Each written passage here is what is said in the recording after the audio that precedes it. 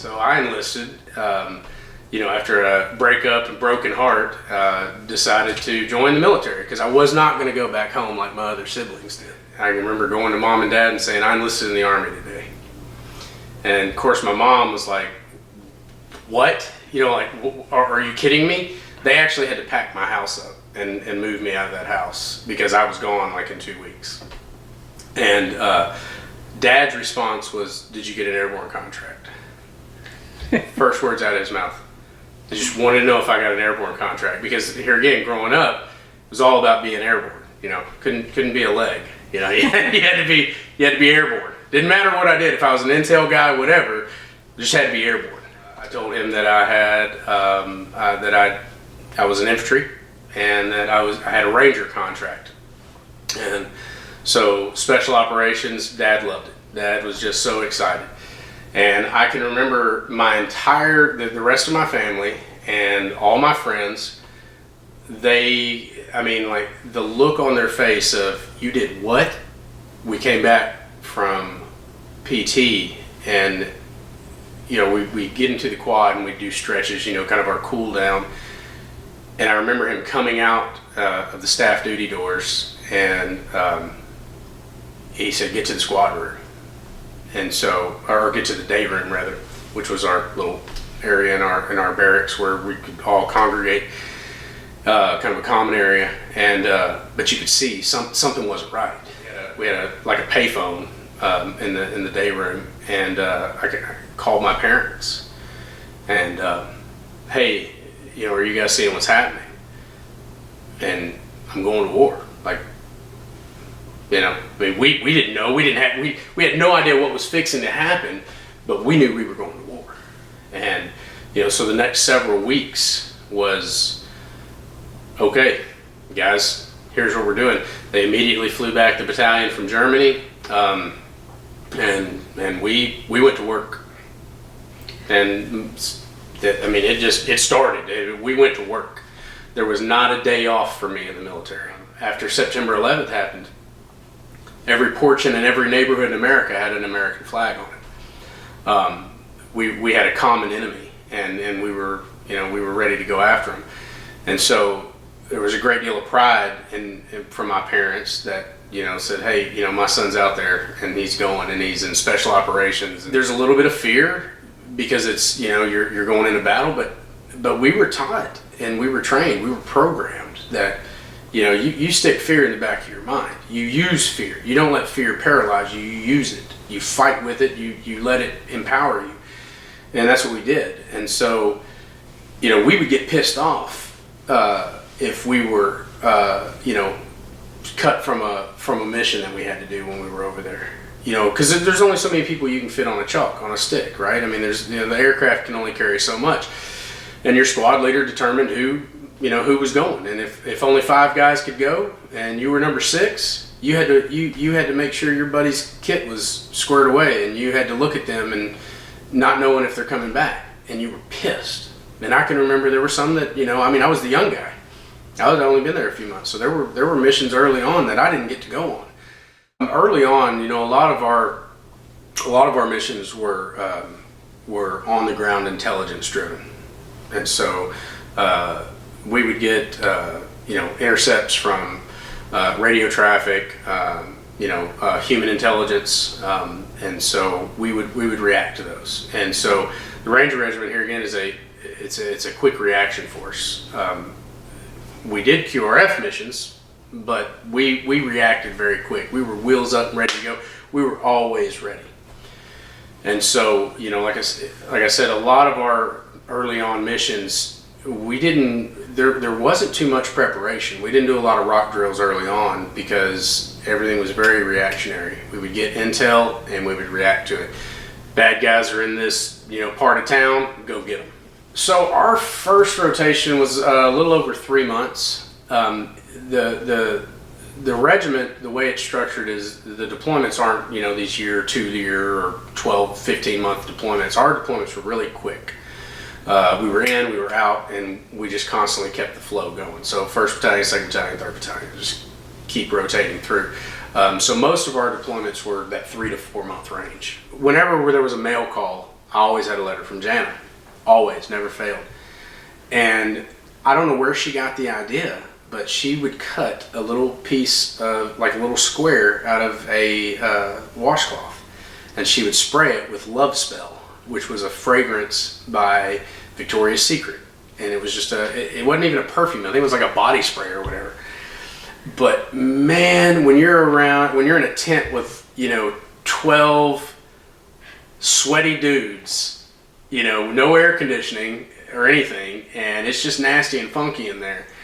And the guy that would come in from PAC that had our mail, he'd always have this letter, and he'd come in and he would hand our letters, and I was the last one to get it because he would have it right here, and he'd be smelling it. And I used to have to pass that cloth around, and all the guys in my team would smell that smell.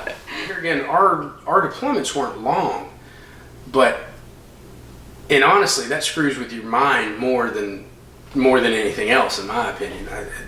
That was harder than I would have just rather gone and been over there, not have to come back and switch it off, and that made life really hard. That made life really hard, and that's a testament to my wife. Going back, we met after that, deployed to Iraq. When I got home from Iraq, we got married. And so we were married August 16, 2003, and moved her to Washington State.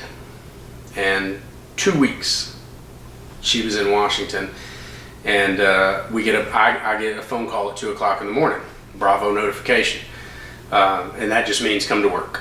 And so I left, and she didn't hear from me again. She got a letter in the mail saying your husband's been deployed. She didn't even know where the grocery store was, like nothing. And we're still married. We're still married, which is wild when you think about it, because that was the life. That's the difference of being in the Ranger Regiment versus typical units. We didn't know what was going to happen. Jana was, she was forged in fire, because I was a bear. I was mean. And it's a lot of, people don't understand the spouse, right? And what they go through. Everything's about, the veteran, and you saw war. Man, I was programmed for, but thinking back on it now, and what my mom and my wife and what the military spouse has to go through is, that's where your documentary is right there, is, they're forged in fire, because we are not nice people, we're tough, we're mean, and, by God, everything's got to be a certain way. We did a lot of what's called we call them GACs, right? Ground Armored Convoy. And so we would just drive, and we would just drive around picking fights. That's pretty much what we did. We would drive around and wait for somebody to shoot at us. And so, we always laugh, and we were like, where are we going to go pick a fight at today? And so we would just drive, and we would tear trucks up, and we did not like the Up Armor Humvees. And so there was only one that we would take with us, and basically that was where, our senior leadership would stay in there, and all of our intel imagery and things like that, that's where we kept it. But we loved our trucks stripped down. Our Humvees had no doors, no windows, and so I remember General Brown actually asked us why we wanted that way. Why did we outfit our convoys that way? And quite frankly, sir, because 12 barrels hanging out of a gun or hanging out of a truck is way more intimidating than one guy on a 50 cal looking in one direction. And so we never, they didn't want to fight us. And if you look on our uniforms, so this was back in the, we were still wearing DCUs, right? Desert camouflage uniform. And so we were the very first units to actually, we would take, so on a BDU top, you've got your breast pockets, and then you had the lower pockets.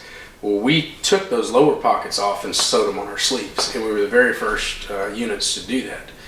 And so, but we were identified by the enemy, and we had radio traffic early on that said, "Hey, those are the guys with the slant pockets. Don't shoot at them," because they knew that we were fighters. Like we were there to. If you shot at us, game on, baby. We want you to shoot at us. Like that's what we wanted. In my mind, to this day, I still represent the Ranger Regiment in everything I do.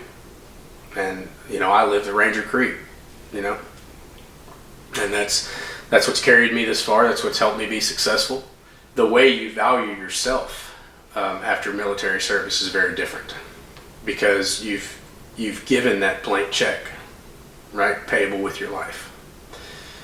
And to do that, and to know that you've done that, it makes you think differently about life. Agriculture in the veterans community is, I think,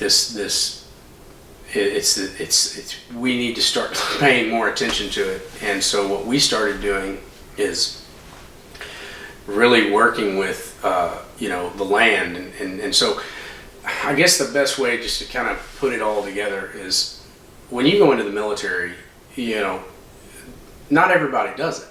So people who do it have a servant's heart, in my opinion.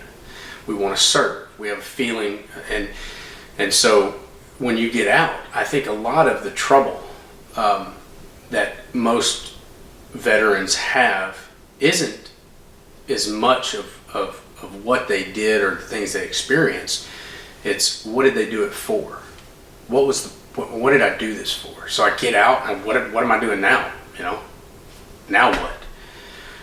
And so what it did for me, and what agriculture did for me, is it gave me a way to serve again. I found a new way to serve.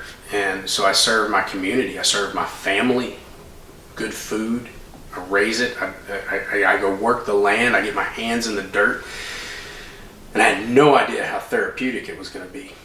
I think that we are just on the tip of the studies and what agri-therapy can do for veterans, how therapeutic it is, and just the opportunities. We're losing too many soldiers every day. 22 a day. That's unacceptable. We need to be looking at different things to help our brothers and sisters out. And if it's outside the box and picking eggs up out of the hen houses, or riding horses, whatever, we need to be looking at it. We need to be exploring it.